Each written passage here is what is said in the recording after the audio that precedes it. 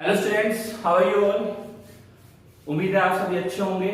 तो हमने जो लास्ट लेक्चर के अंदर अपन ने जो बात की थी वो बात की थी किसके बारे में। अपन ने पढ़ा था माइटोकॉन्ड्रिया के बारे में, साथ ही पढ़ा था वैक्यूल के बारे में। तो माइटोकॉन्ड्रिया के जो फंक्शंस थे, माइटोकॉन्ड्रिया की जो स्ट्रक्चर थी वो सारी हमने पढ़ ली थी। छोटा सा टॉपिक अपन ने वैक्यूल भी वहां पे साथ में कवर भी किया था।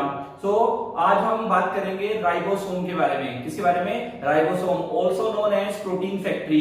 ठीक है, तो आज हम बात करेंगे प्रोटीन फैक्ट्री के बारे में कि हमारी बॉडी के अंदर प्रोटीन फैक्ट्री क्या होती है, कैसे काम करती है, और प्रोकैरियोटिक सेल के अंदर कितने टाइप का राइबोसोम पाया जाता है, कौन सा टाइप होता है, और यूकैरियोटिक सेल के अंदर। तो आप लोगों को बता दें कि प्रोकैरियोटिक सेल के अंदर जो राइबोसोम पाया जाता है वो 70S टाइप का होता है। यूकैरियोटिक सेल्स के अंदर पाया जाने वाला राइबोसोम जो होता है 80S टाइप का होता है। साथ ही हम बात करेंगे यहाँ पर कि राइबोसोम जो है वो कैसा है। राइबोसोम की अगर अपन बात करें तो ये नॉन मेम्ब्रेनस ऑर्गेनल है। ठीक है, और राइबोसोम की अगर अपन बात करें तो राइबोसोम, राइबो का मतलब है आरएनए और सोम मतलब आप लोगों को पता है बॉडी। तो मतलब ऐसी बॉडी जो कि किससे बनी हुई है, आरएनए से बनी हुई है। इसके साथ ही हम बात करेंगे डाइमर के बारे में कि आरएनए मतलब राइबोसोम का डाइमर क्या होता है। तो राइबोसोम डाइमर क्या होता है कि जब दो राइबोसोम आपस में जुड़ जाते हैं उसे अपन क्या बोलते हैं, राइबोसोम डाइमर बोलते हैं। इसके अलावा अगर अपन बात करें किसके बारे में, इसके अलावा अपन बात करेंगे आज राइबोसोम के स्ट्रक्चर के बारे में कि उसकी स्ट्रक्चरल कैसी होती है, उसका जो डायग्राम है वो कैसा अपने को दिखता है। साथ ही साथ सब unit of ribosome is also इसके अंदर आज लेक्चर के अंदर अपन कवर करेंगे। उसके फंक्शंस क्या क्या हैं, इसकी जो खोज की थी, डिस्कवर किया था, वो किसने किया था, जॉर्ज पैलाडी ने इसको क्या किया था, डिस्कवर किया था। तो आज ये सारे टॉपिक आज अपन राइबोसोम के अंदर पढ़ने वाले हैं। तो चलिए शुरू करते हैं। It is discovered by George Faraday in 1953, as you know that. And देखिए यहाँ पर आपने बताया था राइबो, राइबो का मतलब होता है आरएनए और सोम मतलब बॉडी। तो ये आरएनए की बनी हुई बॉडी से होती है, मतलब इसके जो स्ट्रक्चर देख रहे हैं अपन वो किसकी मेड अप ऑफ है, वो आरएनए की बनी हुई होती है। याद रखना है कि प्रोकैरियोटिक के अंदर 70S और यूकैरियोटिक के अंदर 80S टाइप का क्या पाया जाता है, राइबोसोम पाया जाता है। प्रोकैरियोटिक सेल के अंदर देखें तो ये साइटोप्लाज्म, साइटोप्लाज्म जो होता है उसके अंदर बिखरा हुआ रहता है, जबकि यूकैरियोटिक सेल के अंदर ये किसी ना किसी मेम्ब्रेन के साथ अटैच रहता है। इट मींस जैसे मान लीजिए कोई भी मेम्ब्रेन है उसके साथ में क्या है, ये अटैच होता है किसके अंदर, यूकैरियोटिक सेल्स के अंदर।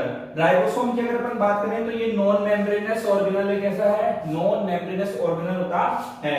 इसको प्रोटीन फैक्ट्री के नाम से भी जानते हैं क्योंकि प्रोटीन फॉर्मेशन के अंदर क्या करता है, पार्टिसिपेट करता है। इसका जो डायमीटर होता है वो 150 टू 250 एंगस्ट्रॉम का होता है। कितना होता है, 150 टू 250 एंगस्ट्रॉम का इसका डायमीटर होता है।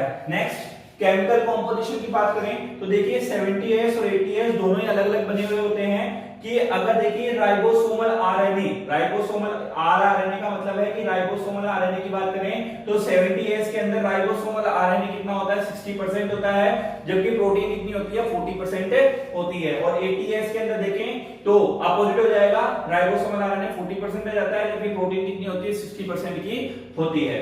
नेक्स्ट एक साइंटिस्ट आए थे जिनका नाम था क्लाडे, क्या नाम था, क्लाडे। क्लाडे ने इसको राइबोसोम को क्या नाम दिया, क्लाडे ने इसको नाम दिया माइक्रोसोम। किसको, राइबोसोम को क्लाडे ने जो नाम दिया वो क्या दिया, माइक्रोसोम। नेक्स्ट है कि आरएनए और प्रोटीन का अगर रेशियो देखें किसके अंदर, इसके अंदर वो कितना होता है, प्रोकैरियोटिक सेल के अंदर वो 2:1 का होता है, जबकि यूकैरियोटिक सेल के अंदर कितना होता है, 1:2 का ये रेशियो होता है।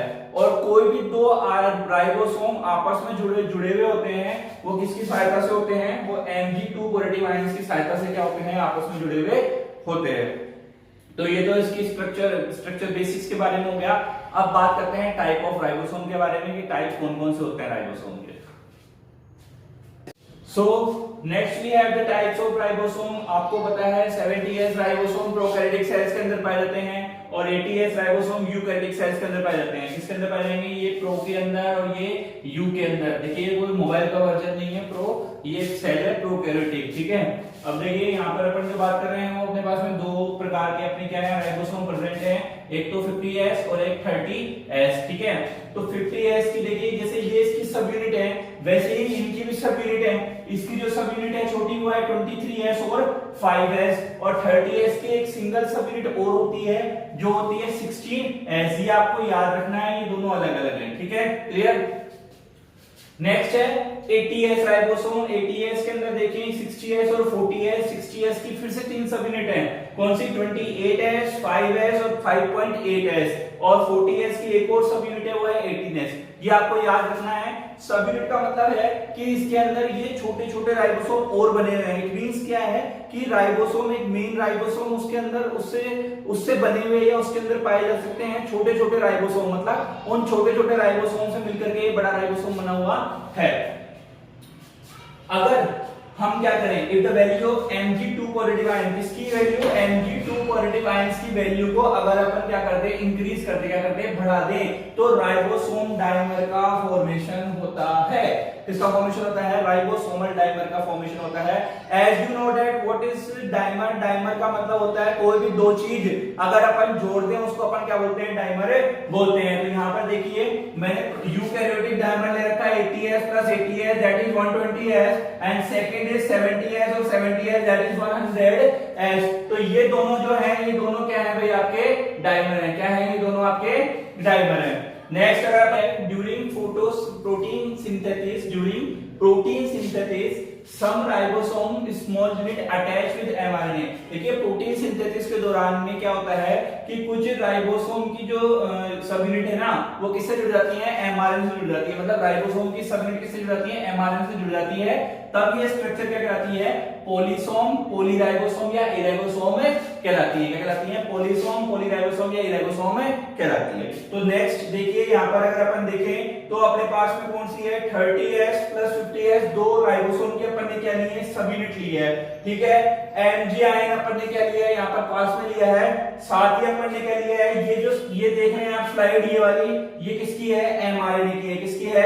mRNA की है। तो ये देखिए इस तरह से ये mRNA हो गया और ये राइबोसोमल सब यूनिट हो गई, आपस में जुड़ गई। तो जब ये जुड़ गई तो 1 2 3 ऐसे राइबोसोम अगर जुड़ जाएंगे तो पॉलीसोम बन जाएंगे, नहीं बन जाएंगे? बहुत सारी बॉडीज आपस में एक साथ आकर के जुड़ जाएगी तो इसको पॉलीसोम, है ना, या पॉलीराइबोसोम या फिर इराइबोसोम बोल सकते हैं, नहीं बोल सकते हैं? बोल सकते हैं। डायग्रामेटिकल रिप्रेजेंटेशन अपन ने यहाँ पे आपको दिखा रखा है। क्लियर? नेक्स्ट देखिए यहाँ पे अपन ने लिखा हुआ है कि जो प्रोटीन राइबोसोम के अंदर प्रेजेंट होती है उसको अपन बोलते हैं कोर प्रोटीन। कौन सी प्रोटीन होती है? कोर प्रोटीन ये कहलाती है। अब बात आती है कि कोर प्रोटीन क्या होती है। तो कोर प्रोटीन की अगर अपन बात करें तो कोर प्रोटीन वो प्रोटीन होती है जिसके साथ में कार्बोहाइड्रेट क्या होता है? जुड़ा हुआ होता है। इट मींस प्रोटीन के साथ में अगर अपन कार्बोहाइड्रेट को जोड़ दें तो ये क्या कहलाती है? आपकी कोर प्रोटीन कहलाती है।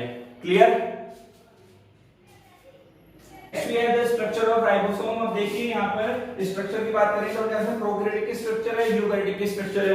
प्रोकैरियोटिक की अगर अपन देखें तो आपको पता है यहाँ पे 30S आ गया या 50S आ गया। इट मींस क्या हो गया? 30S 50S अगर यहाँ पर आ चुके हैं तो इसका मतलब ये हो गया कि कैसा स्ट्रक्चर है? प्रोकैरियोटिक स्ट्रक्चर है। अगर 40S सब यूनिट और 60S सब यूनिट इधर आ रही है इसका मतलब ये यूकैरियोटिक स्ट्रक्चर हो गई है। साथ में देखो तो यहाँ पर इसकी स्मॉलेस्ट सब यूनिट भी अपन यहाँ पर क्या है? मेंशन की हुई है। ये आपको पहले बता दिया गया, लेकिन यहाँ पे जो ध्यान रखने वाली बात है आपके लिए वो क्या है? वो ये है कि यहाँ पे 31 टाइप ऑफ प्रोटीन इसके अंदर प्रेजेंट होती हैं और इसके अंदर जो प्रोटीन प्रेजेंट होती हैं वो 45 टाइप्स की प्रोटीन इसके अंदर प्रेजेंट होती है। ये आपको यहाँ पर क्या है? ध्यान रखना है। बाकी सब यूनिट के बारे में अपन ने आप लोगों को बता दिया। दूसरी जो चीज है ध्यान रखनी है वो ये कि इसकी जो लेंथ की बात अगर अपन करें तो 290 एंगस्ट्रॉम की होती है। कितनी होती है? 290 एंगस्ट्रॉम की होती है। विड्थ होती है 210, मतलब ये 190 से लेकर के 210 एंगस्ट्रॉम तक हो सकती है। कितनी? 190 से लेकर के 210 तक हो सकती है। ये 210 से लेकर के 240 तक हो सकती है। ठीक है। और इसकी अगर लेंथ की बात करें तो 300 एंगस्ट्रॉम इसकी लेंथ हो सकती है। ये क्लियर है? स्ट्रक्चर आपको समझ में आ गई? बड़ी इजी सी स्ट्रक्चर है। ये यहाँ पे अपन ने ये जो बनाई है ना, ये कहलाती है प्रोटीन। क्या है? ये इसकी प्रोटीन है। ठीक है। तो ये स्ट्रक्चर हो गई, इसकी जनरल सी स्ट्रक्चर है, बड़ी इजी सी स्ट्रक्चर है। इसके अंदर कोई ज्यादा आपको परेशानी होनी नहीं चाहिए। नेक्स्ट जो अपन बात करेंगे वो बात करेंगे इसके फंक्शंस के बारे में। इसके फंक्शन क्या क्या होते हैं। सो नेक्स्ट वी है फंक्शंस ऑफ द राइबोसोम। तो फंक्शन जो है राइबोसोम के वो क्या है? It plays a important role in protein synthesis. वो आप लोगों को पता है कि प्रोटीन सिंथेसिस के लिए क्या करते हैं? स्पेसिफिक या स्पेशल रोल क्या करते हैं? प्ले करते हैं। नेक्स्ट है आल्सो डज ट्रांसपोर्ट। ऐसा नहीं है कि क्या केवल प्रोटीन बना करके छोड़ देंगे, उसका ट्रांसपोर्टेशन करने का काम भी कौन करते हैं? राइबोसोम ही अपने लेवल पे कर लेते हैं। Next ribosome contain factor enzymes related with protein synthesis. देखिए ऐसा ये क्यों कर पाते हैं, क्योंकि अब अपन देखोगे अपन कोई भी काम करते हैं कर पाते हैं उसके पीछे कोई ना कोई रीजन होता है अपने पास में कि हम ये काम कर सकते हैं, है ना, क्योंकि अपने पास में स्ट्रेंथ होना जरूरी है। तो यहाँ पर देखिए इसकी जो स्ट्रेंथ है वो कोई फैक्टर या एंजाइम्स होते हैं। तो फैक्टर या एंजाइम्स कौन से हैं, इनिशिएशन फैक्टर और पेप्टिडाइल ट्रांसफरेज। देखिए इनिशिएशन फैक्टर की अगर अपन बात करें तो जब अपन आप लोगों को जेनेटिक कोड पढ़ाएंगे उसके अंदर बताएंगे कि इनिशिएशन फैक्टर आते कहां से हैं। प्रोटीन सिंथेसिस जब आप लोगों को बताया जाएगा तब आपको यहाँ पर ये बताएंगे कि इनिशिएशन फैक्टर होता क्या है। लेकिन यहाँ पर थोड़ा सा आपको ध्यान रखना है, याद रखने के लिए आपकी सुविधा के लिए बता दूं मैं यहाँ, तो मिथ्योनिन है वो इनिशिएशन फैक्टर जो क्या करता है प्रोटीन सिंथेसिस के अंदर पार्टिसिपेट करता है। जेनेटिक कोड जब आपको पढ़ाएंगे जेनेटिक चैप्टर्स के अंदर सीक्वेंस के अंदर तब आप लोगों को बताएंगे इनिशिएशन फैक्टर होता कैसा है, ये वर्क कैसे करता है। नेक्स्ट है एक एंजाइम, आप लोगों को बता रखा है हमने कि जब भी किसी चीज के लास्ट में ASE लग जाए, क्या लग जाए, ASE, इसका मतलब वो क्या है, एज ए एंजाइम काम कर रहा है। एंजाइम भी देखा जाए तो एंजाइम भी एक प्रकार की प्रोटीन ही होती है। एंजाइम क्या होती है, एक प्रकार की प्रोटीन ही होती है। तो पेप्टिडाइल ट्रांसफरेज क्या है आपका, पेप्टिडाइल ट्रांसफरेज वो एंजाइम्स है जो प्रोटीन सिंथेसिस के अंदर क्या करता है, पार्टिसिपेट करता है। Next, ribosome work as protein factory where amino acid joins together in a sequence. Ribosome protein factory के रूप में काम करता है जहां पर अमीनो एसिड, और अमीनो एसिड की बात करें अपन तो अमीनो एसिड क्या होते हैं, अमीनो एसिड होती है प्रोटीन की बेसिक यूनिट। प्रोटीन की क्या होती है, बेसिक यूनिट होती है। अब जब कोई बेसिक यूनिट आपस में जुड़ती जाएगी तो वो जुड़ जुड़ के क्या बना लेगी, प्रोटीन फैक्ट्री, मतलब प्रोटीन का फॉर्मेशन कर लेगी। तो यहाँ पर इस प्रोटीन फैक्ट्री के अंदर होता क्या है कि अमीनो एसिड छोटी छोटी यूनिट के अंदर जुड़ता रहता है और क्या होता है वो एक सीक्वेंस के रूप में क्या होता है, जुड़ता रहता है और अलग अलग प्रकार की प्रोटीन का फॉर्मेशन करता है। सबसे इंपॉर्टेंट बात होती है सीक्वेंस के अंदर जुड़ना। सीक्वेंस के अंदर जुड़ने से ही अगर अपन जेनेटिकली हमारे स्ट्रक्चर को देखें तो जो अपनी प्रोटीन हो या कोई भी चीज हो, तो अगर वो सीक्वेंस के अंदर, उसकी सीक्वेंस के अंदर अगर चेंज रहा है तो वो हमारे लिए हार्मफुल भी हो सकता है और वो हमारे लिए क्या हो सकता है, यूजफुल भी हो सकता है। नेक्स्ट है अपने पास में चैपेरोन्स। देखिए चैपेरोन्स क्या होती हैं, चैपेरोन वो प्रोटीन होती हैं कि कुछ प्रोटीन क्या होती हैं, एंडोप्लाज्मिक रेटिकुलम के साथ में अटैच हो जाती हैं और क्या बनाती हैं, मेम्ब्रेन प्रोटीन बनाती है। मतलब वो प्रोटीन बनाती है जो मेम्ब्रेन का फॉर्मेशन करती है या मेम्ब्रेन के अंदर पाए जाने वाली प्रोटीन्स का फॉर्मेशन करती हैं। तो ये स्पेसिफिक प्रोटीन क्या कहलाती है, आपकी चैपेरोन से कहलाती है। चैपेरोन्स को ध्यान रखना है कि वो प्रोटीन जो एंडोप्लाज्मिक रेटिकुलम से जुड़ जाती हैं और मेम्ब्रेन प्रोटीन का फॉर्मेशन करती हैं, ये स्पेसिफिक प्रोटीन क्या कहलाती हैं, आपकी चैपेरोन से कहलाती हैं। So this is all about the ribosome. Ribosome के स्ट्रक्चर और फंक्शन के बारे में हम आपने आपके यहाँ से बात अपन ने कर ली है। आई होप कि आपको ये समझ में आया होगा टॉपिक। बड़ा इजी सा टॉपिक है, छोटा टॉपिक है राइबोसोम, तो आप लोगों को आसानी से समझ में आ भी गया होगा। सो ये आप लोग अच्छे से देख लेना। Bye bye, have a good day.